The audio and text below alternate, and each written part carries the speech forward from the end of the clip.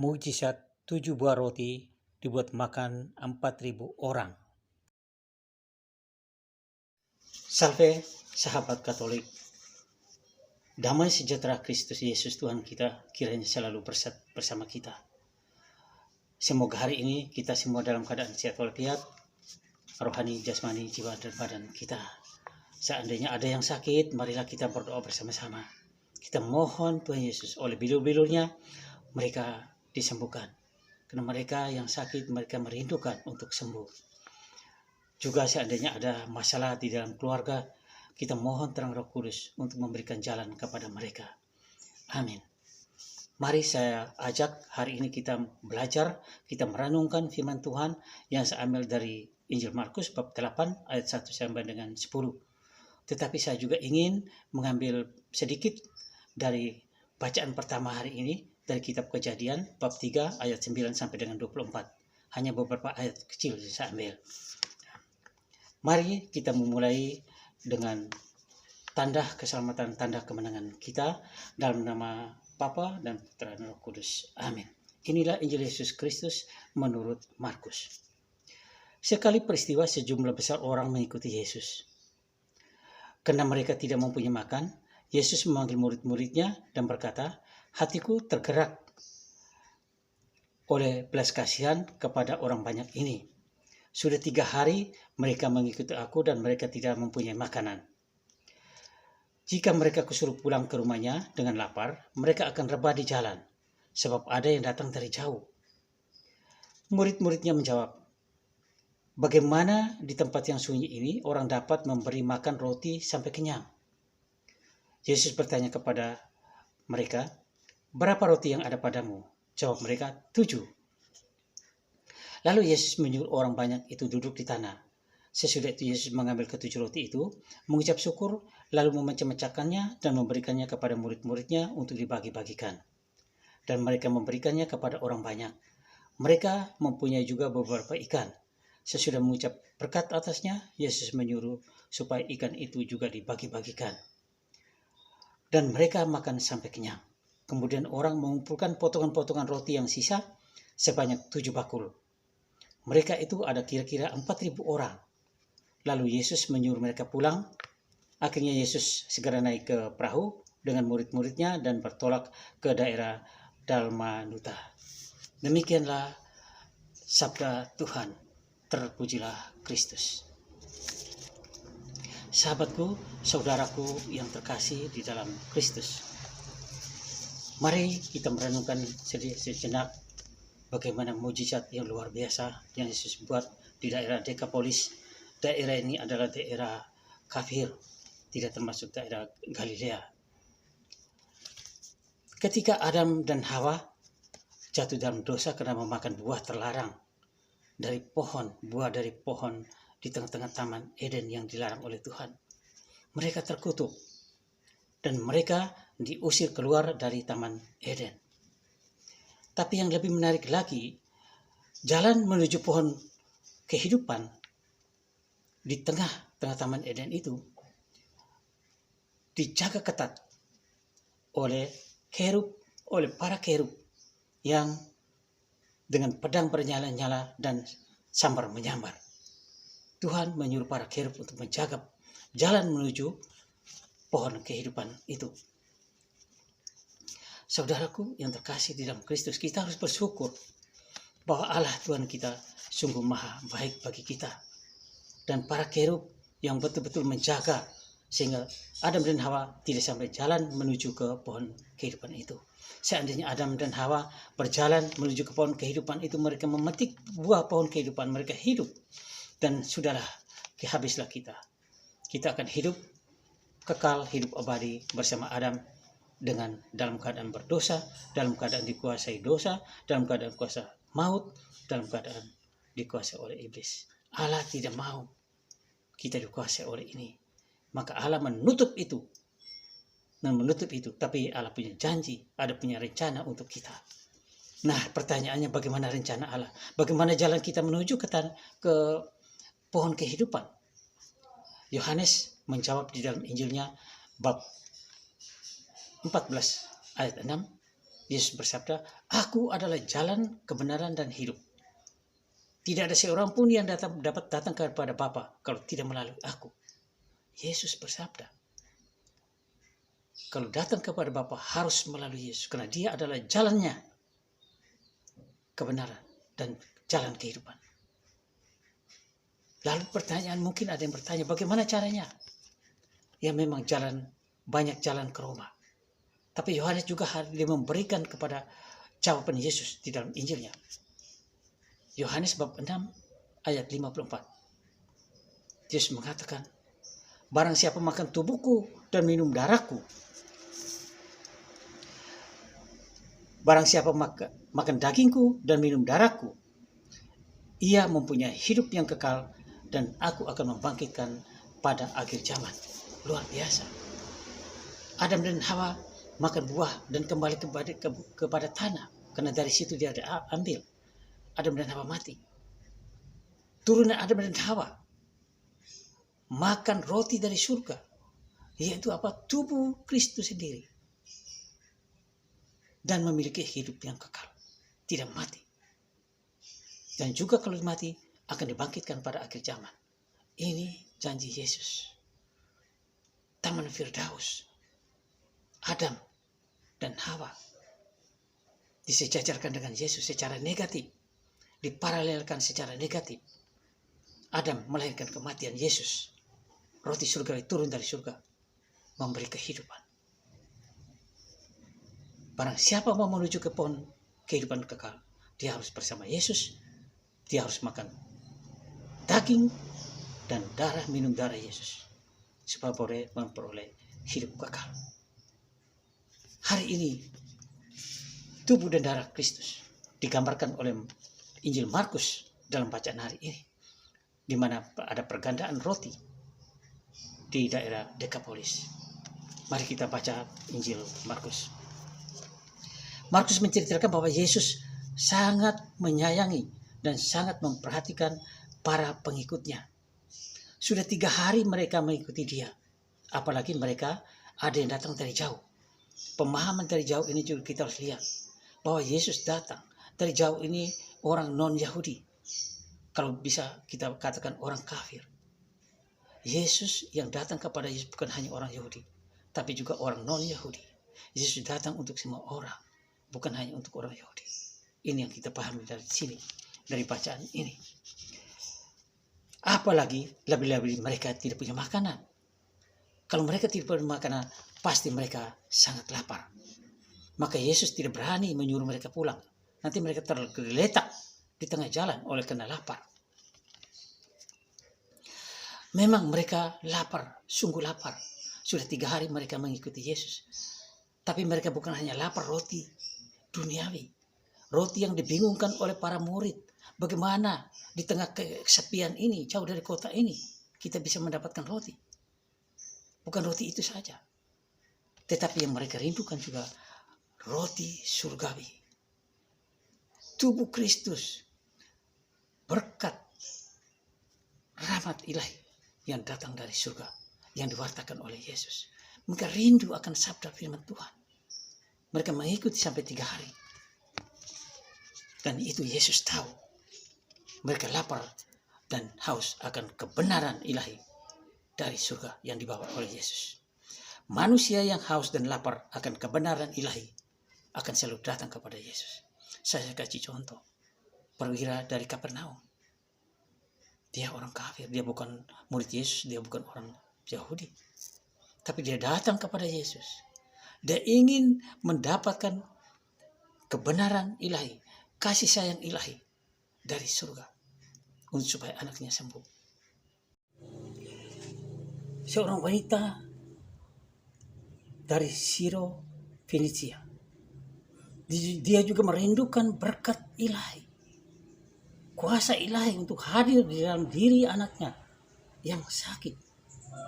Dia bukan orang Yahudi, tapi dia datang minta kepada Yesus. Bagaimana dengan tanggapan Yesus terhadap 2 orang ini? Mereka bukan murid Yesus, mereka bukan orang Yahudi. Tapi iman mereka begitu besar. Maka Yesus melakukan mujizat untuk mereka. Yesus memberikan roti surga itu kepada mereka. Apa itu roti surga itu? Adalah rahmat kasih karunia Allah bagi mereka. Anak-anak mereka semua. Saudaraku yang terkasih di dalam Kristus. Roti dalam mujizat pergandaan ini adalah gambaran tubuh Yesus sendiri yang sedang dipersiapkan untuk makan orang banyak itu. Yesus selalu membuka pintu bagi siapapun untuk datang kepadanya. Orang tidak pandang bulu siapapun. Sehingga orang-orang non-Yahudi juga dapat masuk dan duduk makan bersama-sama dengan orang Yahudi, dan mereka sudah lama mengikuti Yesus. Di hadapan Yesus, orang Yahudi, non-Yahudi, orang kafir, siapa kau, semua sama. Dan proses pembauran atau istilahnya bahwa buka pintu ini dengan indah dilukiskan di dalam kisah pergandaan roti ini. Yesus menghendaki para murid memberi makanan kepada para pengikutnya. Tetapi para murid bingung. Mereka sedikit keberatan karena ada bayang-bayang kesulitan yang mereka hadapi. Ada dilema para murid antara tempat yang sunyi, tidak ada yang jual roti, berapa duit yang harus dikeluarkan, dengan orang banyak yang sudah 3 hari mengikuti Yesus. Mereka lapar dan harus makan dan kenyang. Bagaimana caranya? Para murid mungkin tidak bisa berbuat apa-apa. Dan Yesus mau menyingkap dilema para murid ini dengan bertanya kepada mereka, berapa roti ada padamu? Mereka menjawab, ada 7. Lalu Yesus mengajak para muridnya dan para murid mengajak semua orang-orang di situ tuh bersama-sama. Mereka membentuk kelompok. Jadi kerjasama antara mereka, saling menolong, saling membagi. Akhirnya mereka membagi-bagikan roti dan saling membantu, saling menolong. Kerjasama di antara mereka. Yesus tidak bekerja sendiri, tapi dengan bantuan mereka. Dan mereka semua makan sampai kenyang. Bahkan dalam Injil diceritakan sampai ada kelebihan 7 bakul roti.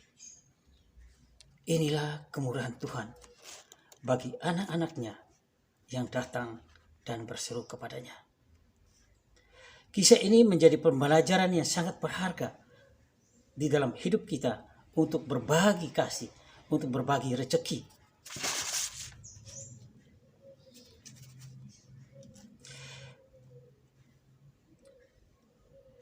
Yesus mau mengajar para murid untuk berbuat baik. Itu mulai dari apa yang ada. Bukan sesuatu yang harus ada. Dengan 7 roti sudah cukup. Apa yang ada padamu, itulah kita harus berbuat baik untuk memberi orang lain. Dalam pengalaman hidup ini, orang kebanyakan mau berbuat baik, mau memberi orang, itu tunggu dulu. Tunggu saya ada rezeki dulu. Tunggu saya berkelimpahan dulu. Tunggu waktu yang tepat. Ini waktunya belum tepat, ini belum momen yang tepat. Maksudnya apa?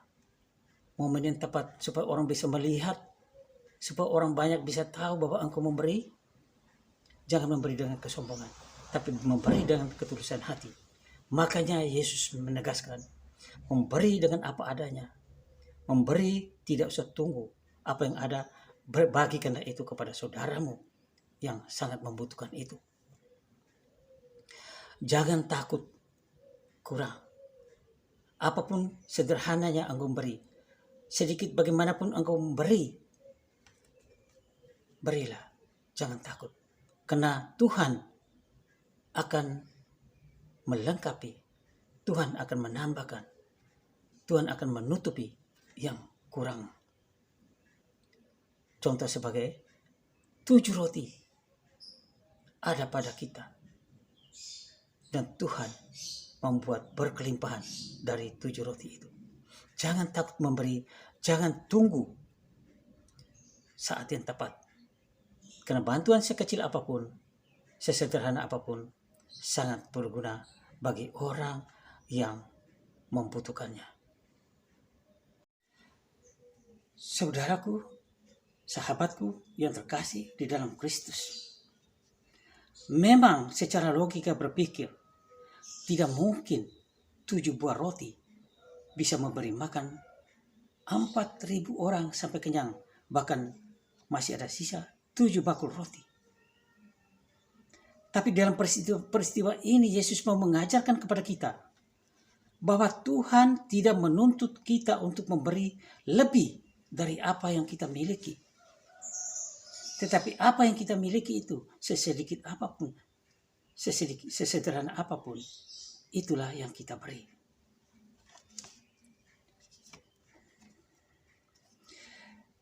Kisah ini kiranya bisa menjadi inspirasi bagi kita yang masih dikelilingi oleh orang-orang yang hidup dalam berkekurangan.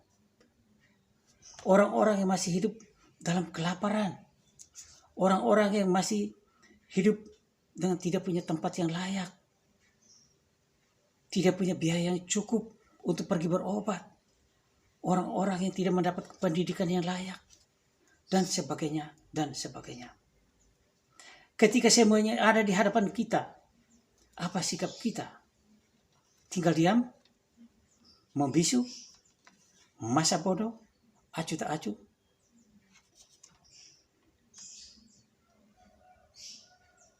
Atau kita harus mengulurkan tangan kita sebagaimana yang dikehendaki oleh Tuhan Yesus, membantu saudara-saudara kita yang dalam kekurangan. Bersyukur dan berterima kasih. Sejak gereja perdana, jemaat awal, mereka sudah bersatu hati. Mereka berkumpul bersama-sama untuk memecahkan roti bersama-sama. Makan roti di meja Tuhan bersama-sama. Tidak pandang bulu. Kau orang Yahudi, kau orang non-Yahudi, kau bangsa apa, kafir. Semua diterima masuk ke dalam gereja sejak gereja perdana. Makan roti bersama-sama, roti Tuhan di meja perjamuan bersama-sama. Hari ini, saat ini, gereja Katolik pun sepanjang segala masa selalu membuka pintu bagi siapa saja yang mau masuk dan duduk bersama-sama di meja perjamuan roti Tuhan untuk makan bersama-sama.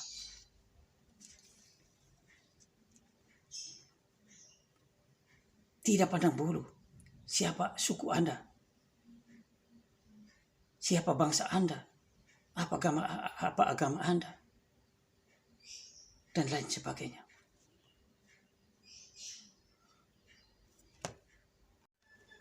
Walaupun dengan syarat, betul dengan syarat, asal dia mau mencari Yesus, akan dia mempunyai kerinduan akan Yesus, dan gereja membuka hatinya, gereja membuka pintunya terlebar-lebar untuk siapa saja yang mau datang mencari Yesus. Jangan para murid merasa miskin untuk memberi. Hampir tidak pernah terjadi ada orang menjadi miskin karena dia memberi. Kita murid Kristus, kita sudah terlalu banyak dapat rezeki dari Tuhan. Setiap saat kita mendapat rezeki, hidup ini baik rohani maupun jasmani, apa yang kita miliki, itulah yang kita bagikan. Jangan pernah takut. Karena semakin kita memberi, takaran ukuranmu akan semakin dipenuhi. Sekecil apapun sangat berguna bagi mereka yang sangat membutuhkannya. Jangan takut kekurangannya, Tuhan akan mencukupinya. Sudah banyak bukti di dalam hidup ini, terutama 7 buah roti. Sebagaimana mujizat tadi yang Tuhan Yesus lakukan. Sebagai murid Kristus, hidup kita telah banyak diberkati. Betul, tidak bisa disangkal. Maka kita juga mestinya menjadi berkat bagi sesama. Dan itu harus kita nyatakan, konkretkan di dalam hidup kita sebagai anak-anak Tuhan yang diberkati. Kita merasa kita diberkati, kita juga harus menjadi berkat bagi orang lain. Supaya orang lain juga bisa mengalami berkat Tuhan, kasih Tuhan, rezeki Tuhan, kemurahan Tuhan lewat hidup kita.